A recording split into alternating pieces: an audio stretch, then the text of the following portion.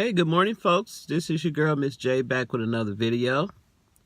Coming to you this morning as most of the time you see me in my truck.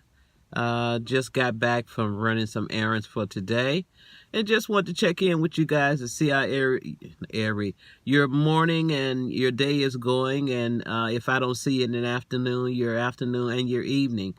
Yeah, just sitting here in my truck where I just look out amongst this world we live in and let you know how my day is going. And it's going pretty good today. There's no sun shining out this morning, but as I say, the sun is always shining, whether it's cloudy or is it bright.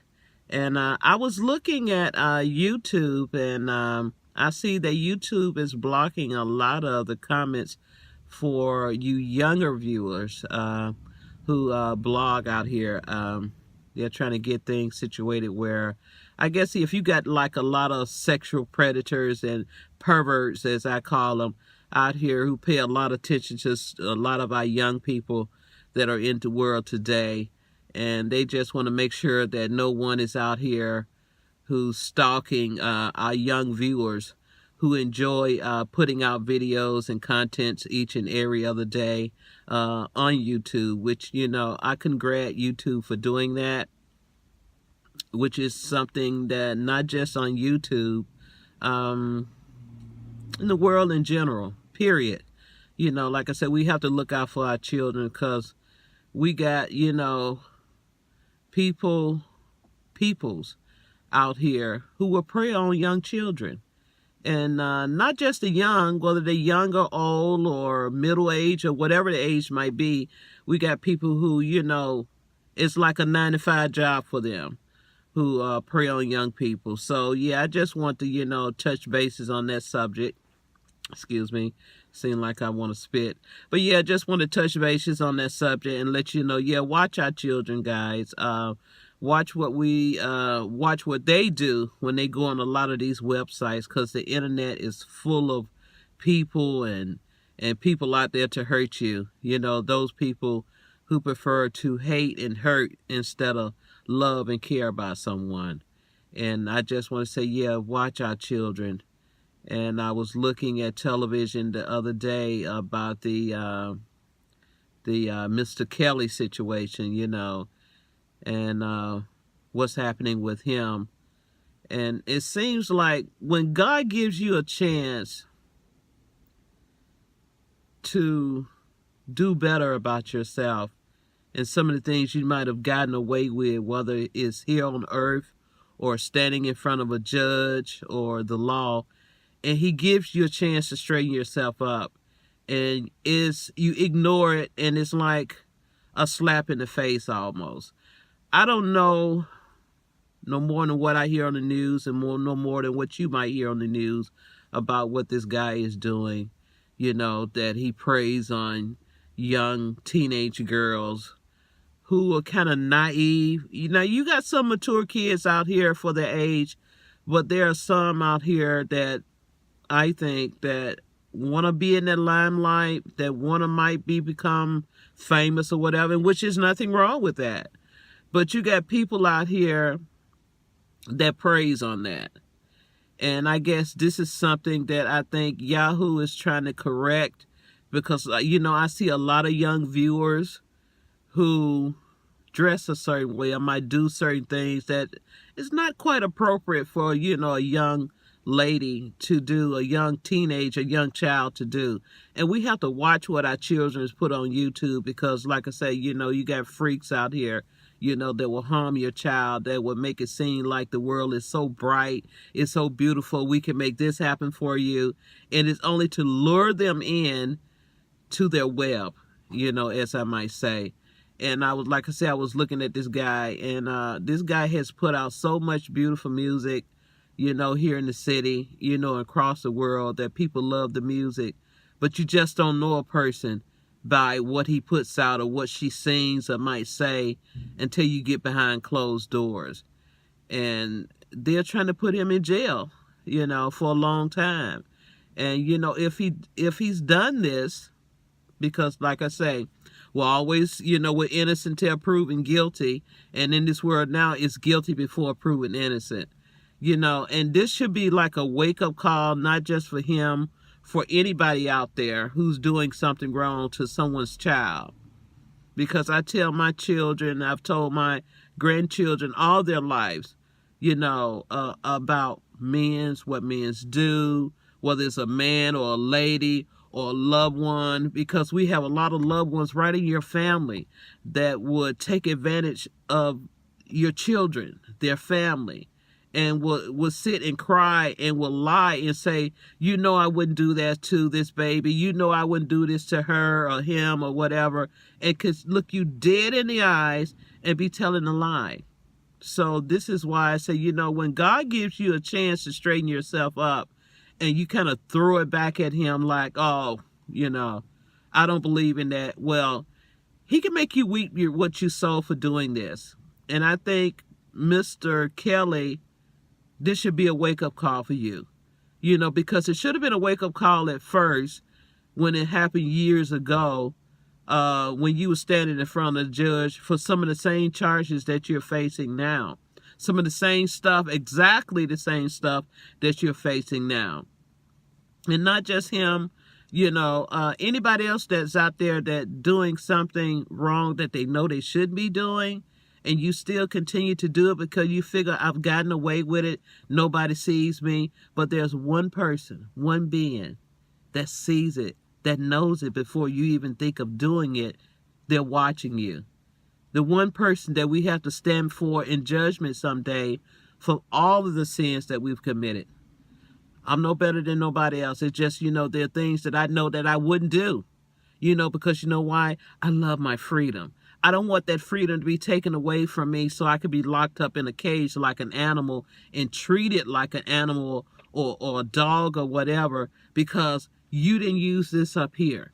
You used it, but you didn't use it for the right way. You went out and hurt somebody. You took advantage of someone's child. You took advantage of that child, that teenager, that adult. So, this is, some of the things that we have to look at, in life when we do things and the consequences that we have to face for it.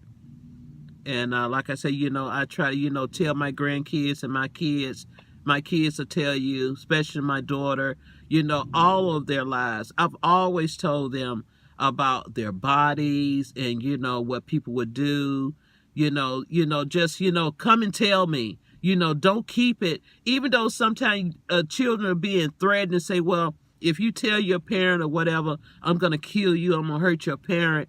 And they be so afraid because they're young and don't know. They be young and dumb. Not saying they're dumb, they're just young and dumb to the fact of what someone is telling you. And so this is what, I've always told my kids, I tell them about all parts of their bodies, all parts about different guys and women body and what they do. When I was a kid, my dad always told me, he would say, Lou, that's a nickname. He said, never sit on a man's lap, And I used to wonder what was he mean. And then he explained it to me, about growing up in his generation, in my era, as children, don't do that, because he was just looking out for me, and in his age, and back then, I don't think they knew how to really explain it. They just kind of threw stuff out there and figured that, you would catch it and understand what they were talking about, but this is some of the things that, I tell my children and my grandchildren and other people's children. You could ask my kids, a lot of the kids that used to come around me when they were teenagers or whatever, used to ask me certain things. Maybe they couldn't ask their parents, and they felt a little bit more comfortable with asking someone else instead of asking the parent, and I would try to explain it to them the best that I know how to explain it to them. I wouldn't try to tell them something wrong, and, they might go back and say, well, this person, mom said this, or either if I saw that parent, or whatever, I might bring up the conversation. I wouldn't just rat the child out. Now, if it's something real important, I know this child is telling me, and I think that the parent should know, of course I'm going to let the parent know, because I'm not going to let that parent say, well, you knew all the time, you could at least said something. But you got some parents don't want you to tell their children anything. They might say, well, mind your business, and, I can handle it.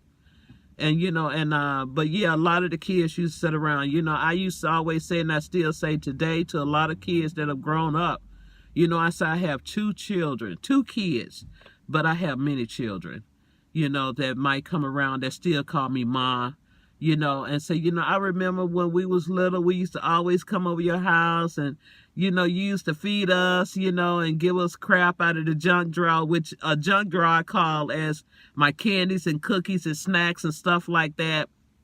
And my nieces right today, would say, well, Auntie, you still got your junk drawer? And I said, yeah, I still have it. Because you know why? You still have children that come to your home, and that remember coming to your home and will come in the kitchen and say, you still got the junk drawer.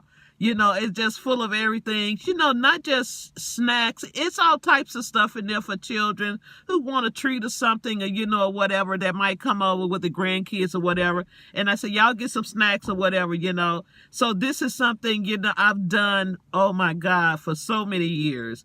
And, and kids feel comfortable with coming to my house because I try to look out for children. Like I say, sometimes when I'm sitting here in the car and children are walking to school, if I'm warming up my truck, I try to watch children as they get so far down the street or what they're doing.